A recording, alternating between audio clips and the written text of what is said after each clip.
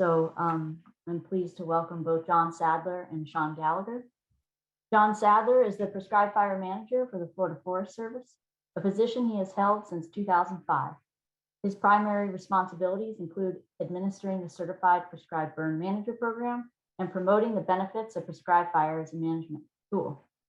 He also serves on the steering committee for the North Florida Prescribed Fire Council and the National Interagency Prescribed Fire Training Center. John began his career doing forest inventory in Maine and Alaska. He moved to Florida in 1997 as a state lands forester. He has a degree in forestry resources management from Southern Illinois University. And then Sean Gallagher. Sean has been with the Florida Forest Service since 2002 after graduating from the University of Florida with a degree in forest resource management. He has been a certified prescribed burner since 2007 and is the course coordinator for the annual certification class held at Wekiva Springs State Park. He has recently been promoted to Deputy Chief of Field Operations for Region 3, which encompasses all of Central Florida. So we welcome you, both John and Sean, and I know they're presenting on two topics. There's going to be an update, a general update from the Florida Forest Service, and then kind of a little bit more specifics about air quality as it relates to open burning authorizations, which I know a lot of us had questions about. So we reserved a good amount of time for questions. So welcome, thank you. All right, thank you, Sammy. I'm going to go first and give my presentation, and then Sean and I will be able to answer some questions. So let's see. Is that working? Yes, we see your slides. Okay. All right, very good. All right, good afternoon, everybody. That was a great presentation, David. I helped a lot of people there and get some good experience. If you see my presentation, this is going to be very similar. Kind of go over similar topics that I do every year or every meeting. I go to all three councils and give this presentation. So this is the first one for the fall of 2021. So I'm looking forward to how it goes. So I'm going to talk about, how we did this year burning. As David mentioned, we're doing pretty good this year. Also talk about training, what little there is available. Cover the Prescribed Fire Enhancement Program. Talk about air quality index and also the Why Prescribed Fire campaign that we've been doing the last couple of years, and then my regular burner review that I do at each of these meetings. All right, so we've had a pretty good year for burning. Somehow I've got myself, you can see my own slide. So, so this is by fiscal year. So this is from July to June. So as of July or June 30th, 2021, that previous year we burned about 2.2 million acres in Florida. We authorized that many acres. As David was saying, this year we're actually up to 1.9 million. I just checked it a while ago. So we're up to 1.9 million acres as of calendar year 2021. So this number may actually increase. So we're doing a little bit better than we did last year. COVID is still a factor, I think.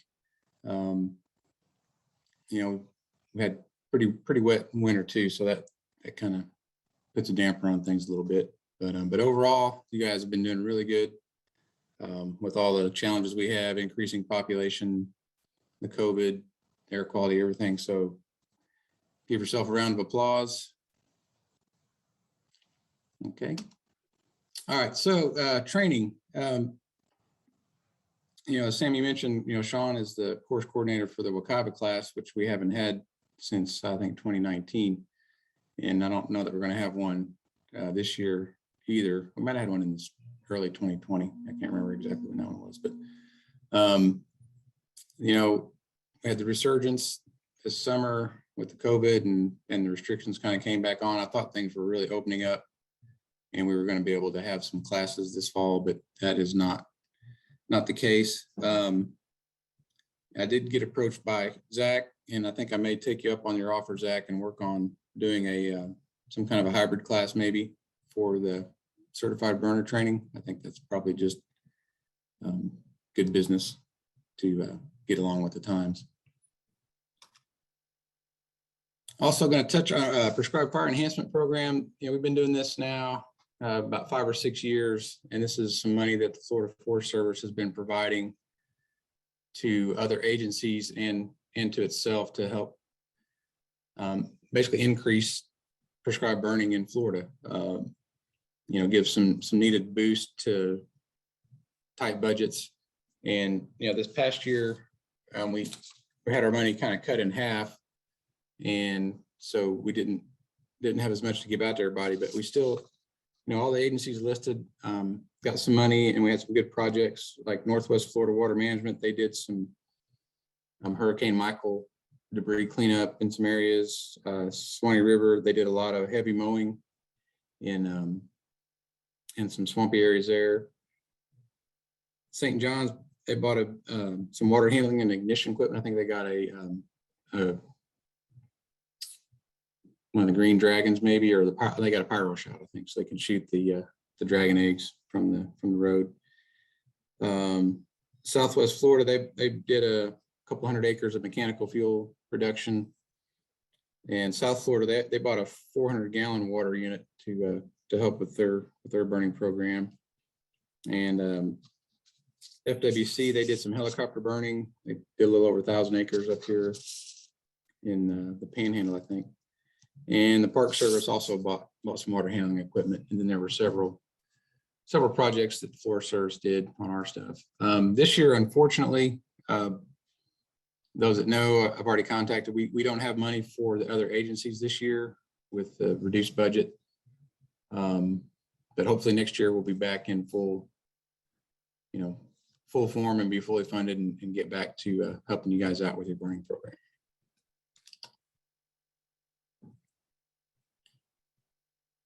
The Why Prescribed Fire campaign. This is our new media campaign we started a couple years ago. Our 3rd year is coming up, starting in January.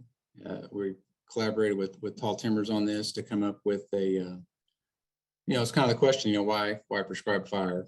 And the intent of the campaign is to get people to the website, and it's kind of centered around social media. So there's some short video clips they can share. The idea is to get people that are interested in prescribed fire, to get them to tell their friends and neighbors, why prescribed fire is used and why it's a good thing. And so, like I said, we're going into our 3rd year. The key audience were WUI residents, and then the environmentally engaged residents, so the people that understand why we use fire, that support it. And we targeted 50 zip codes in Florida. And those zip codes were picked on they weren't urban, they were kind of WUI zip codes, right? So, the outskirts of the larger population areas, and they're also zip codes that had a lot of burning in them. So that's the areas that we picked. And so that, we were able to engage, and it was really interesting. So here's kind of some of the numbers from the last season. We had almost 2 million YouTube views, 6.5 million impressions on Facebook. And what's really interesting is you get some discussions, and people would go on there and they would talk about, oh, you're killing all the animals, and and we had some canned responses that we would put out there. But the best thing were the other citizens that would get on there, and they would defend burning. And they say, yeah, the smoke is inconvenient, but it's a lot better than dealing with days and days of smoke from a wildfire and things like that. So it was really interesting to see some of the discussion that was generated on social media. But this year, coming up in January, we're going to try something a little bit different. We're not going to do paid social media. So that the previous rounds, we actually paid for ads on Facebook and YouTube and things like that. We're not going to do that this year. We are still going to do some posting, what they call organic social media, where like our folks, a lot of our different districts and forests have Facebook pages or Twitter accounts, things like that. So they'll be posting some things, but we won't be doing any paid things on social media. Instead, we're going to do paid, more traditional television media, and we're going to try to focus it or concentrate it around the morning weather forecasts. I know up here in Tallahassee, Mike McCall, the head meteorologist, he always gives shows up the fire danger map for this area, especially when things are starting to get dry. So, they're going to try and work in coordination with that. So, and we're looking at doing around the Tallahassee, Jacksonville, Tampa, and or Orlando areas. So look for those coming up in January. All right, so let's talk about air quality index again real quick. So this is something that we started last year, and that's something that Sean and I will address after my presentation. But the air quality is becoming more and more upfront. I actually got an alert on my phone the other day. I have my radar app on my phone, and I got talking about air quality. So it's something that's becoming more and more aware to everybody. And so looking here at this graph, in Florida, we're pretty lucky. We generally have good air, so it's in that 0 to 50 range for the most part. And we get into the moderate a lot.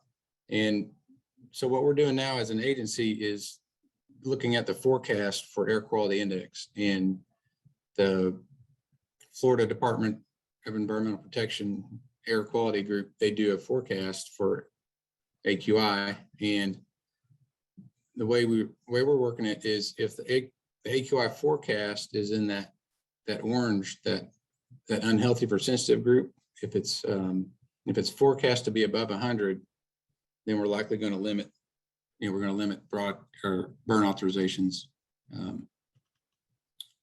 in those areas. So, they do the forecast around 4 o'clock. If it's 0 to 50, that's good clean air. There shouldn't be any issues getting a burn authorization.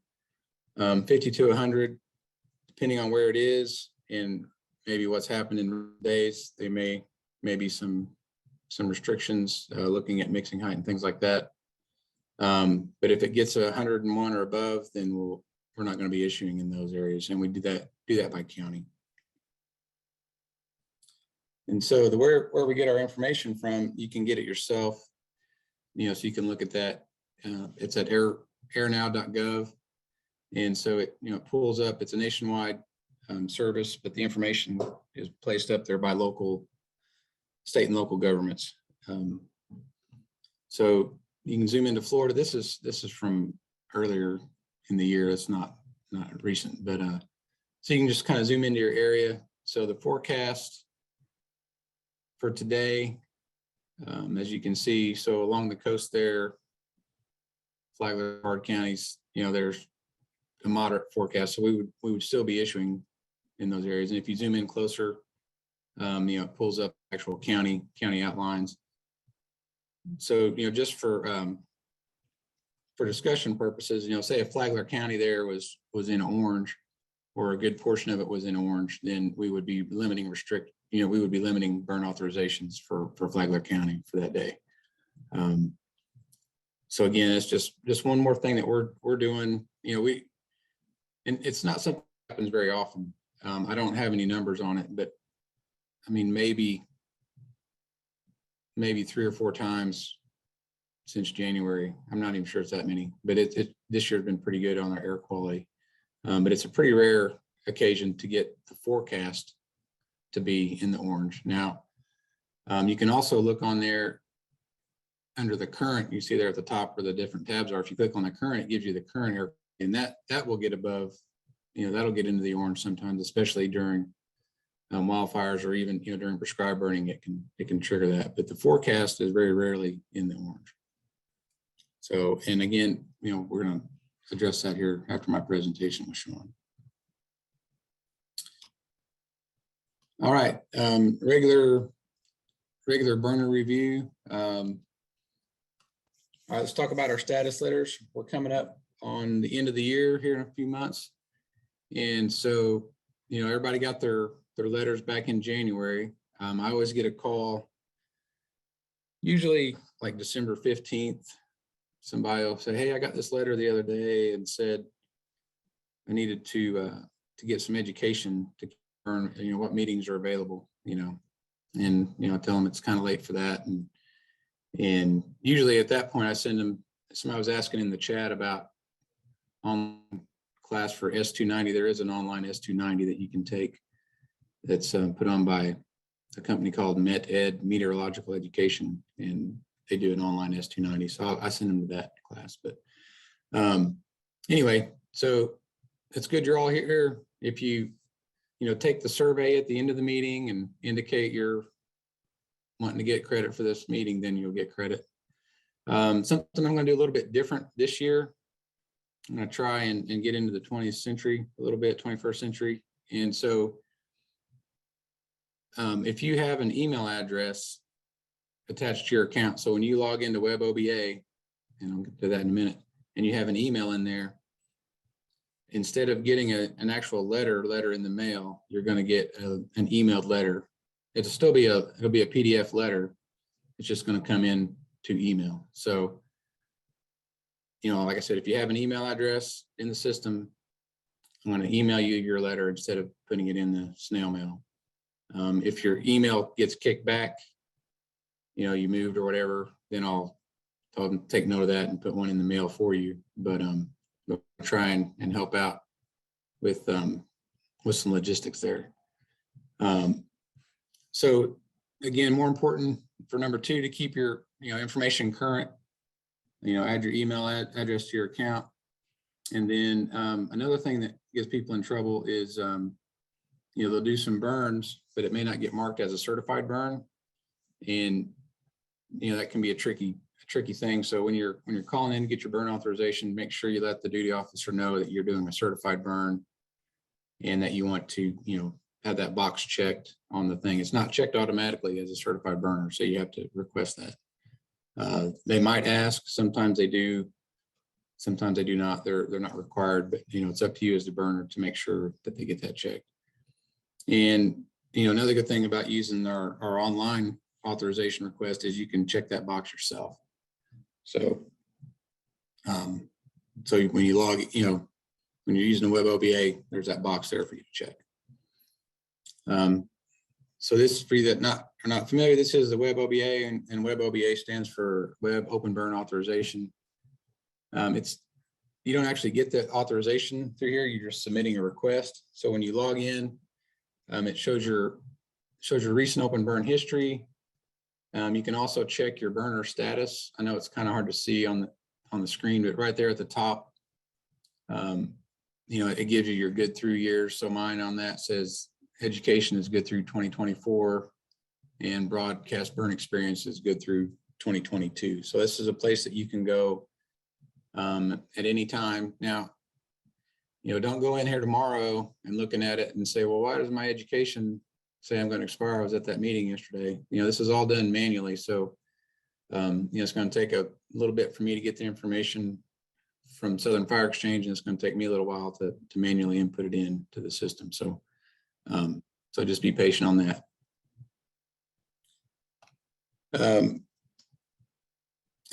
So another way, so if you're like me and you don't get out much and do a lot of burning on your own and you participate in a lot of burns, then you can fill out this certified burn log. So if you get the authorization yourself, that's tracked in our computer system, and that good through date is calculated automatically. If you only participate in burns, then you'll need to fill out as one of these certified burn logs and get those sent in to me. And you don't need to do these every year. If you get a yellow letter, or if you look, you log into WebOBA and you look and say, oh, mine's expiring at the end of next year. If you want to go ahead and put in your 5 most recent certified burns that you participated on and email this to me, that's fine. But do please make sure you put at least 5 burns on there. Some people send them to me with 1 or 2 burns, and that's fine, but it it's better just to submit it with a full slate. So. And as always, things to remember, your prescription is a legal document. Make sure the information is complete. If it's a required element, it needs to be on there. Make sure the information is correct and sign it. You have to sign it or it's not, it's not legal. You have to have it with you on the burn. We are working on possibly having the law currently is you have to have a printed paper copy on site. But we are kind of looking at maybe if you have an electronically signed PDF, that might do the trick, but it has, it's got to be something that's time date stamped. And it's also important to keep a copy of the burn plan, keep it in your files, because you never know. For one, it's just good to have that history so you know what you've done, but also, something might come up, might have caused somebody perceived harm, and if you have your burn plan, it's good to have that to back you up. And then again, at the bottom, tell us that you're doing the certified burn. That way it'll get marked and you'll get credit for it. All right, a couple other items I'd like to cover. Simple smoke screening tool. I think I might have covered this at the last meeting, but it went away there for a while. I think it was on the Southern Fire Exchange site, but we've got it on our website.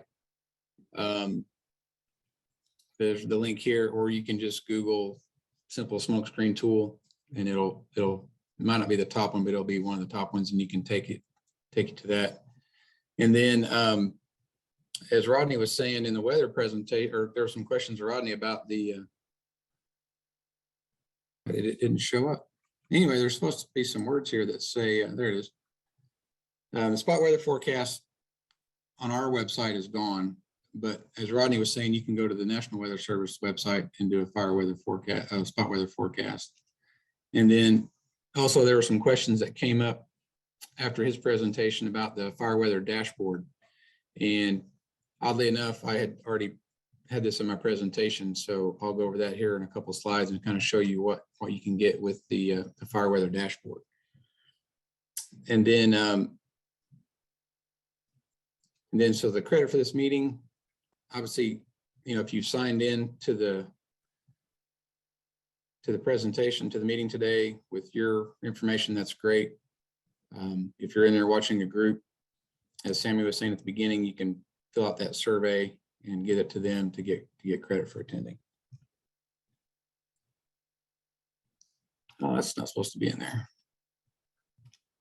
That was last year's slide. I don't know how it even showed up. All right, so this is, for those of you who don't know, this is what the simple smoke screening tool looks like. I liken it to, it's an electronic version of that plastic protractor that we gave you when you took your certification class. It pulls up on a Google map. You draw a dot on the map, put in some parameters like acres and your burning technique, and it'll increase or decrease the size of the triangle there.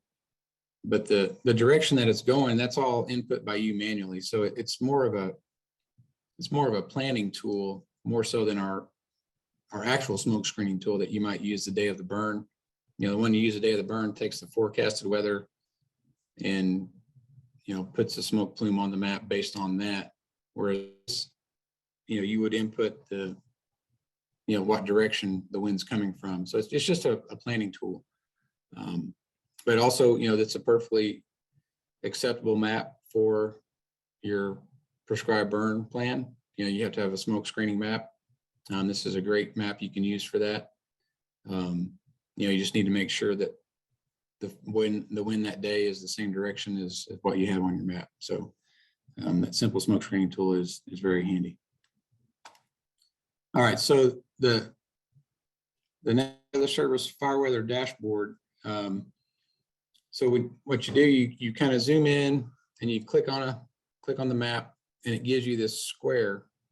And the square, it's about 1.5 miles on each side. So it's 3 square miles of area, and you can choose your surface front forecast there at the bottom. And so this is what you get. So you get a weekly summary, and it's got all your, all your fire weather stuff. Not all of it on this one, but so, you got your temperature, humidity, mixing height, it's got ventilation rate, but on further down, you'll get the, the dispersion. We use the dispersion instead of the ventilation rate. And so it kind of gives you, a week's worth of forecast. So, so it's really good. That way you can see what the weather is for the day. And then, if there's going to be some rain coming, or if there's not going to be rain coming, that could be just as important. That was talked about earlier about the, introducing fire into areas, you want to have some rain shortly after the burn. So you can look at this and see if there's, any rain coming in the days after the burn. But so in addition to the weekly summary, you also get an hourly summary for that area. And this hourly summary, you can't see it on here, but you can actually string it out under subsequent days from today. And so this gives you all your pertinent stuff. It shows your wind speed and direction for both the 20-foot winds and your transport winds. Got your RH temperature. It goes on down and even has, the Lavori and the dispersion index on there as well. And and I didn't do a screenshot of it, I don't think, but if you come further down, it's even got some graphical, some graphs of these things as opposed to just a tabular data. So that's a pretty good resource. When you go in and ask for the spot weather forecast, I think a person actually looks at that and kind of puts their touch on it and tweaks it some. So you might get a little bit better information than what you're getting from this automated system. But this is pretty instant, and you can click anywhere, basically anywhere in the country, and get this kind of weather. So also save the date, if you will. I saw Mary put something in the chat and I added a slide. So if you're interested in sitting through this presentation again in a month or so, on November 10th, the North Florida Prescribed Fire Council will be having their virtual meeting. It's just to save the date right now. We don't have registration open yet. Probably in a week or so, we'll have that available, but we are also doing a virtual meeting for the North Florida Council. All right, so there's my contact information. It looks like we've got a few questions in the question thing. So let's see here if I can get out of this presentation.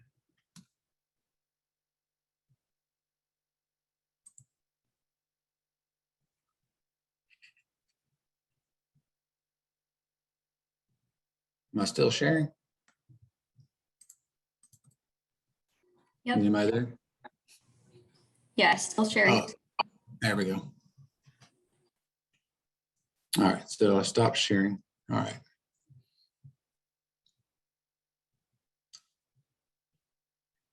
And Sean, did you want to say anything before they start asking questions, or do you want to? I can't hear you, Sean. You unmute the mic. There you go. Yeah, no, I'm here to help answer questions from a more field perspective if you need. Okay.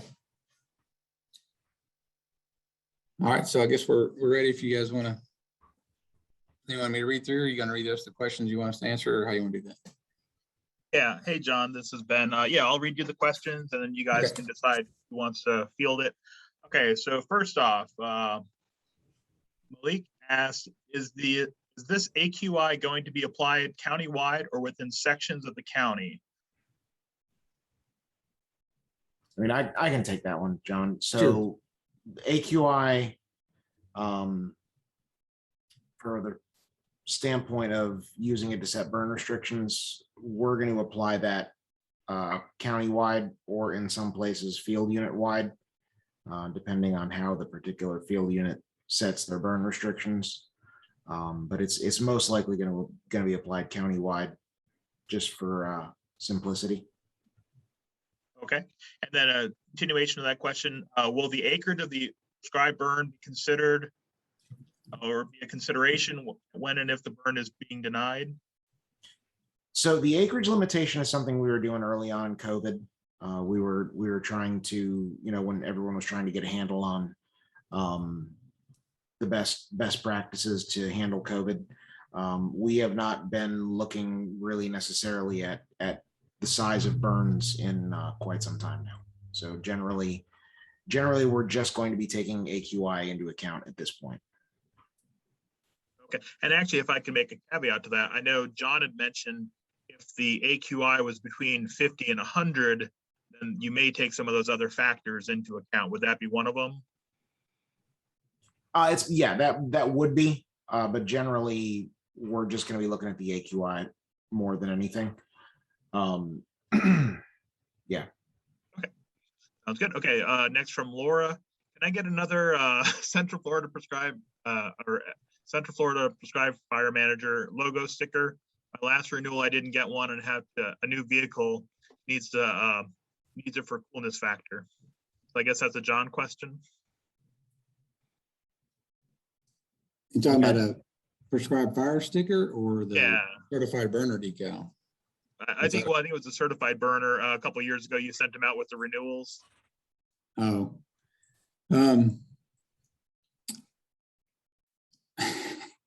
yeah, send me a self-addressed stamped envelope and I'll send you the decal. I'm going to get 289 self-addressed stamped envelopes. Yeah, especially now with the email, recertification thing, you won't be able to send us swag.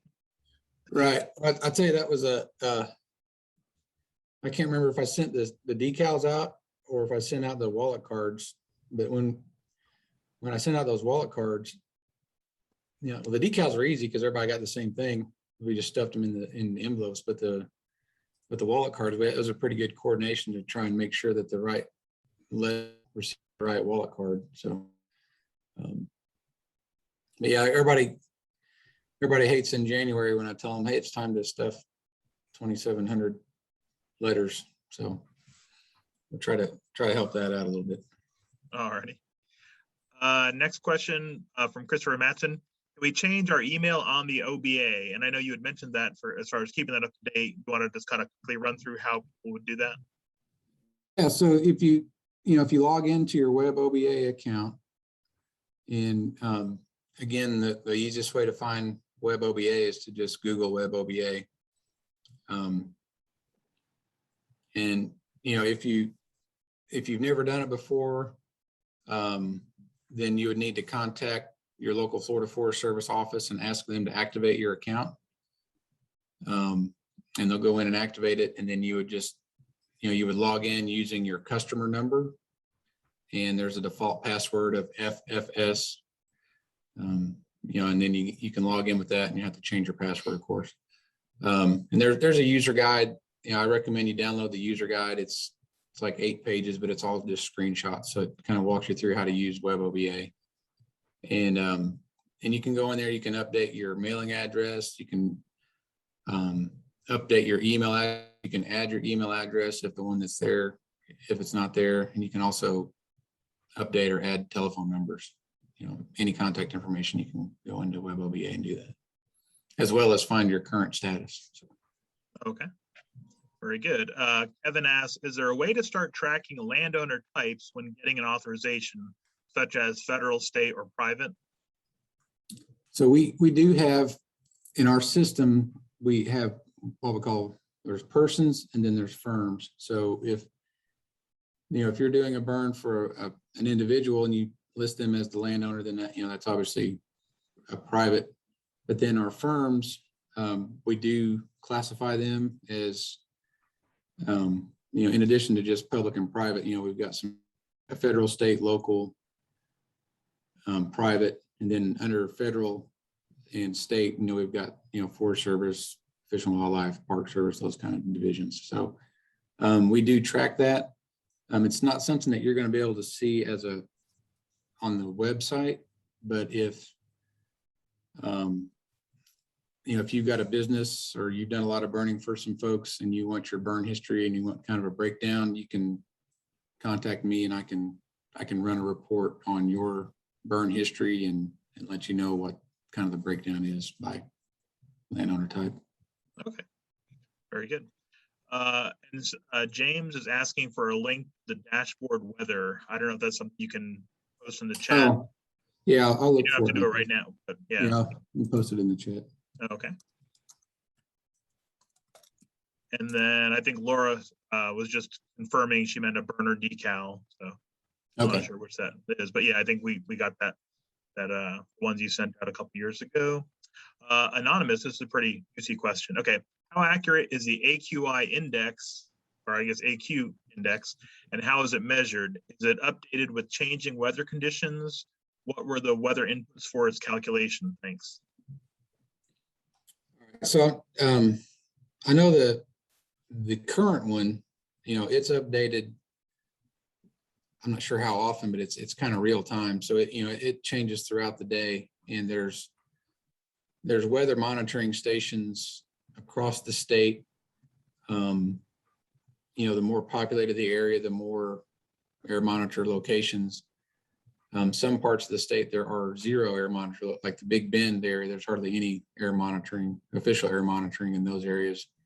But you get around, of course, the larger areas, metropolitan areas are multiple. So, so when you're looking at the forecast, that is, that's done by DEP air quality folks, and you'd have to contact them to find out exactly what goes into the forecast. But when you're looking at that airnow.gov site and it's showing the current one, that's actually taking data from those air monitoring stations, and it displays it, and it's a gradient. So if one of them is at 100 and then this one's at 50, then somewhere in between there, or 100, they kind of break that down and do it spatially. So so if you're in a populated or near a city, then there's a pretty good chance that whatever it's saying there for the current is pretty current. Okay. I posted in the chat the link to the DEP site. So yeah, so that's DEP, and there's actually a map of all the air monitoring stations. I think you can dig in there. I don't know that it gives specifics as to let's see. It's calculated based on monitored concentrations of ground level ozone, particulate matter, carbon monoxide, sulfur dioxide, and nitrogen dioxide. So it's inputs of particulate and then gaseous stuff in the atmosphere. All righty. And actually, just to follow up on that, I've noticed a lot of times that it's the ozone level is the one that triggers it, or at least bumps you up into that moderate quality. How does that interact with smoke? Is it kind of a cumulative effect, or is it just kind of a separate thing? Because it's moderate, it kind of bumps it up anyway. Yeah, so there's actually, that's a good point, Ben. So, it could either be ozone, or it could be the particulate matter that's causing the issue. And, I think for the most part, the one that we affect the most would be the particulate matter. If the higher number, the elevated number is due to particulate matter, then that's something that we would contribute to more so. But, just in general, if it's, if they say that it's in the orange, then we're not going to issue if it's ozone or particulate matter. Just, like I said, the air quality it's become more of a thing now with people. They sell these backyard purple air monitors that, you can set up it yourself, and it's a whole nother parameter that we have to keep an eye on. Okay. And next question from Megan. I recently changed my last name on the web OBA. Will my wallet card reflect this change this year? I guess that goes back to, will you be sending out wallet cards this year? Yeah, no, the wallet cards, that was so, new new burners get a wallet card, and then I did a mass mailing of wallet cards when I came up with that new design. But I get a couple of emails a year, hey, I lost my wallet or I changed my name. So if you need a new card, just shoot me an email and we can get one sent to you. Okay, very good. Where can we find the form for updating burn experience? I think they meant one that, like, if you're not pulling your own authorizations, if you're just participating on burns. Yeah, well, it's on our Florida Prescribed Fire website. I'll put a link to it on the chat. Okay, very good. And here's Jessica asks, are events like Red Tide factored into the AQI? Wow, very good question. And I have no. I don't believe it is, no. Okay. Very good. And AQI stations for my county are all in the west, of the park. If the AQI is in the yellow, even with west winds, I get denied an authorization. The district of Florida Forest Service dispatch take burn locations into population density into consideration when issuing or denying authorizations. So it sounds like they're saying they're always getting gigged because the station is just west of their park. So is there some other way that they can get around that and take that into account? Right. So there's broad swaths of the state. If you click on that link that I sent, there's broad swaths of the state that are not covered by those stations, and they do some sort of smoothing with regard to the inputs that those stations make. I don't know the ins and outs of how they draw those polygons on the maps ultimately, but it's the best guide we have with regard to our current guidance in taking the AQI into account and setting burn authorizations. So without knowing the exact particulars as to what park we're talking about here, weather factors, wind directions, et cetera. What I recall is when I was the Orlando district manager, if we had prevailing winds that were pushing toward an orange or yellow area, we would restrict authorizations based on the wind direction. If the prevailing winds were pushing away from a yellow or an orange area, we would probably be less restrictive. So it could possibly be, okay, Mayaca River. All right, let me see. Well, Sean, didn't you say earlier that they kind of assess it on a countywide basis anyway? So it would probably be the day correct. before. So it's not necessarily his smoke that's tripping the air quality.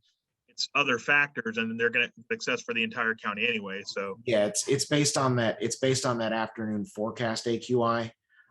That's what we go by. So it's very possible that the actual morning observed AQI is not jiving with the forecast AQI, but we have seen cases in the afternoon where the AQI has actually been worse than the forecast. So for as many times as it sort of restricts our burning, there's cases where perhaps we should have been more restrictive based on the observations. So we also have noticed that in times when you have those orange events or higher, those are usually pretty stagnant days where we would actually probably be probably already would have been restricting burning in any event, because either the wind is low or the dispersion is low or something like that.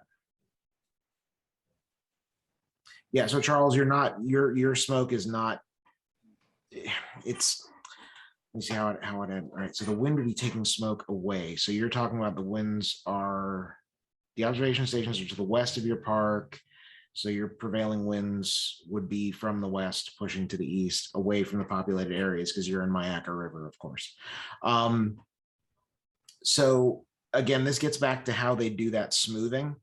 So they probably have, so you've got all those observation stations there in Sarasota. And then you've got one observation station out there. It looks like probably in Avon Park. I don't know if you're looking at the map there, the DEP map.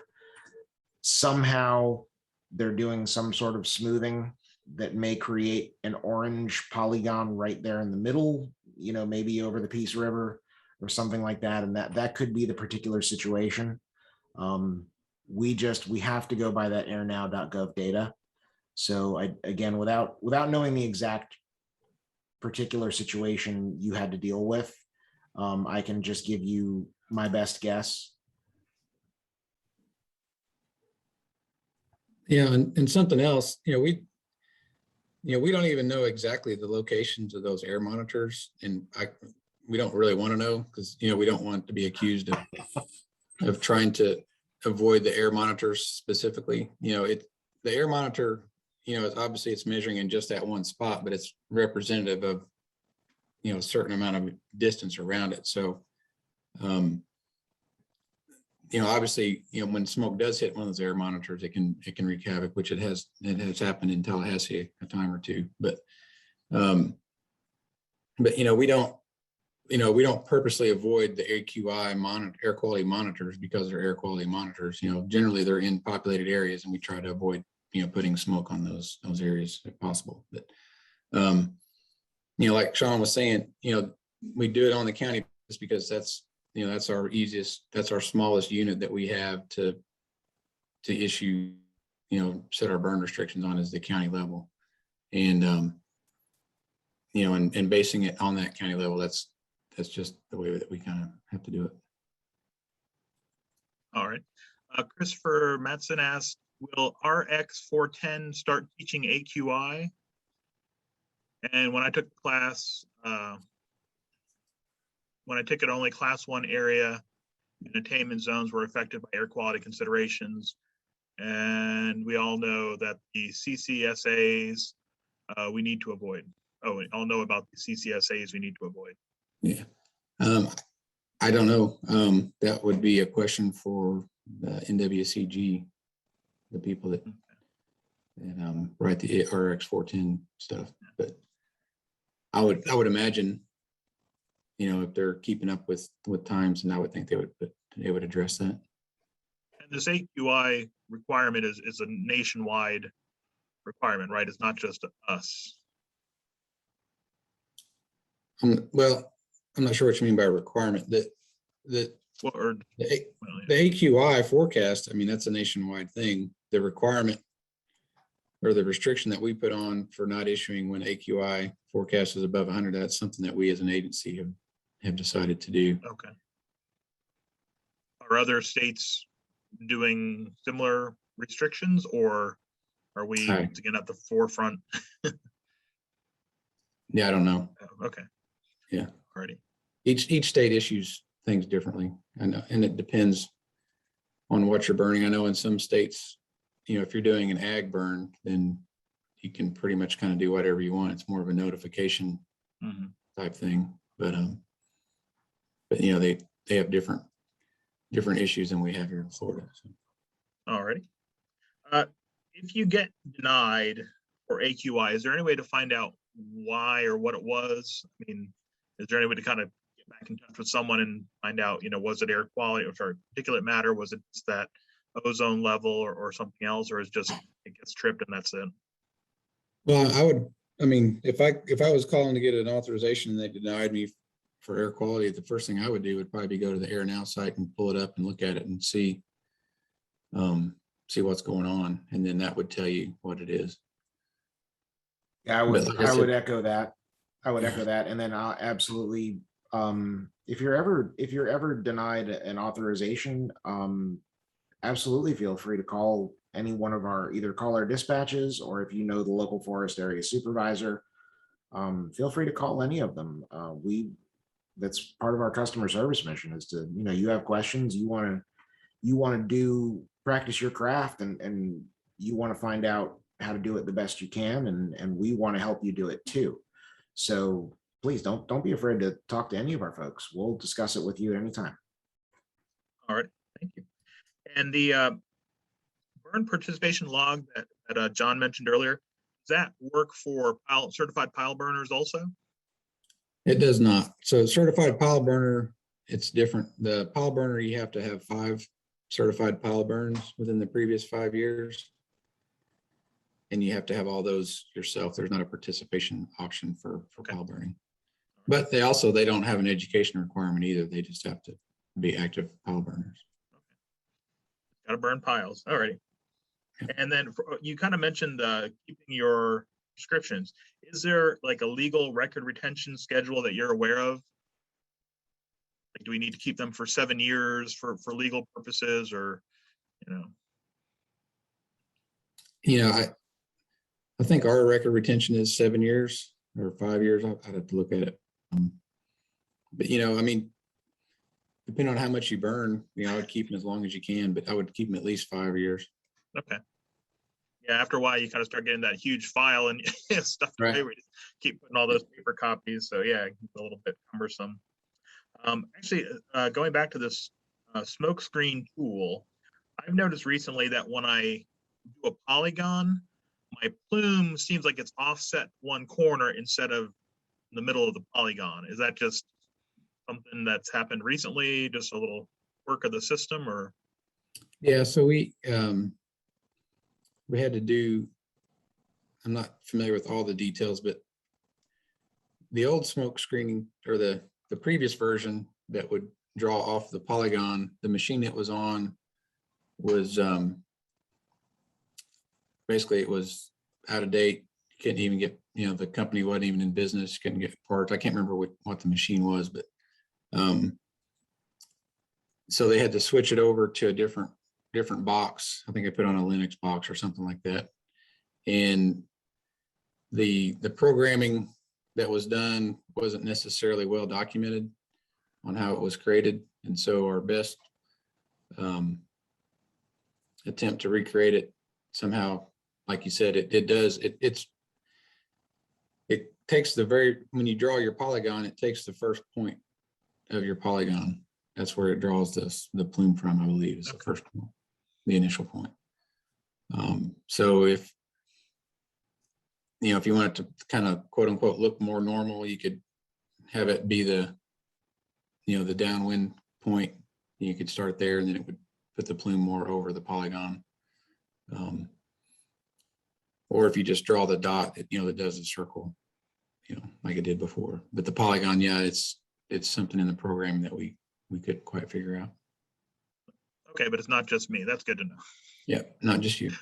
All righty, next question. Is anyone with the agency tracking the denial numbers or the impact of the current AQI policy on prescribed fire? So tracking denials is kind of it's kind of difficult. So if you submit it through Web OBA and we denied it, then we would have a record of that, right? Because that's a status. When you put in your request, it's in our system as a pending request, and then we either authorize it or we deny it. And so we would have a record of that. If we're not issuing that day and you just call in and we say, hey, we're not issuing, then there's not really, I guess there's kind of a record of the phone call possibly, but there's nothing in our computer system that says that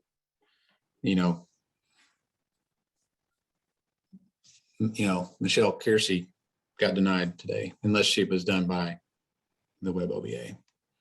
But like I said in the presentation, it's pretty rare. It's just 1 or 2 days a year that this year anyway, it's just been a couple of days, and I guess it all just depends on what's going on. And that's something that we take for granted here in Florida. I think everybody talks about how California needs to be more like Florida and do more burning. They got a lot more issues than just they don't have the culture. They have a lot more air quality issues. They're dealing with the mountainous terrain that holds the air in. We're here in Florida in a peninsula. We get nice clean air pretty much every day. So our air quality is pretty nice compared to most parts of the country, I think. So right, and as I mentioned earlier, you would probably not see this as an AQI denial. If like John said, these are the days that I've noted. I didn't write the exact days down, obviously, but the days that I've noted when we would have the orange AQI events, there were substantially other weather factors that were preventing us from issuing authorizations anyway. Usually the dispersion was below 20s, below 20, and with virtually no wind. So that's not a day when we would be authorizing really anyone to burn anyway, because that smoke's not going anywhere and it's going to be horrible for anyone in the surrounding areas. So there's other reasons that we would be not issuing beyond just the AQI.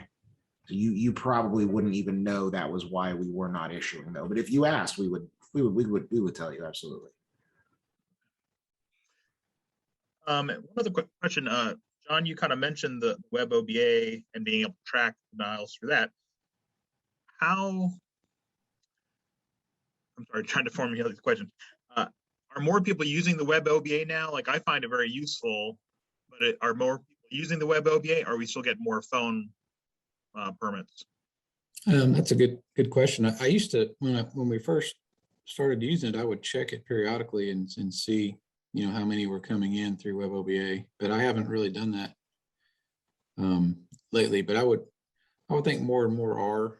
I know our folks use it pretty extensively when they're burning on state forests, and some of the agency folks. I'm not sure how many just private individuals use it, but there's a lot of benefit to it. One, you get you don't have to call in. On a good burning day, everybody wants to burn, so the phones are busy. You can put it in. You can even put it in the day before. If the weather's looking good tomorrow and everything's going to line up, you can put it in the day before. You can actually also cancel it. We had one of our duty officers contacted me yesterday and asked me to track down a burn because it was showing up in the pending list and then it wasn't there anymore. And what had happened is the person that submitted it, if you submit it and you go log into your web OBA, it shows that they're on the list as a pending request. And while it is still pending, you have the ability to cancel that request. So if, something happened, your truck broke down or somebody called in sick or whatever, if you get to it before it's actually issued, then you can cancel that request and it just kind of goes away and it shows up as canceled. So, so there's that. Another good thing about using the web OBA is, like I said, there's a checkbox if you want it to be a certified burn or not. So for sure, you can make sure that it's going to be a certified burn. The mapping is more accurate because you know where you're burning instead of trying to explain to somebody, what intersection it's nearby, or if you don't have the STR, things like that. There's just several advantages to it. All righty. I just had another question come in. Possibility of future use of web OBA to submit experience tracking as you go. I'm not quite sure. I don't know if you can interpret that any better than I can. Well, so, the way it works now, Tyler, is if you get the authorization in your name, that's how we track it. So, that's tracked kind of automatically by the system or by default by the system because you're the person that has that authorization. I'm guessing he's talking about the experience part where you would use that, the burn participation log, and there's really, okay. There's no way to do that. I'm thinking maybe he's saying, if somebody put in the notes that, Tyler was on this burn with me, that it really wouldn't work that way. It just wouldn't, it wouldn't be feasible to track it like that. Right. Yeah, I started tracking like not only who's bossing the burn, but also who was crewing the burn, like in kind of a spreadsheet that I keep on all of our in-house burns, well, actually all of our burns. And so, but yeah, you'd have to somehow be able to go back and edit that request after the fact, that data in, because even though you may assume somebody's going to be on a burn, they may not be. And so, you wouldn't quite be accurate.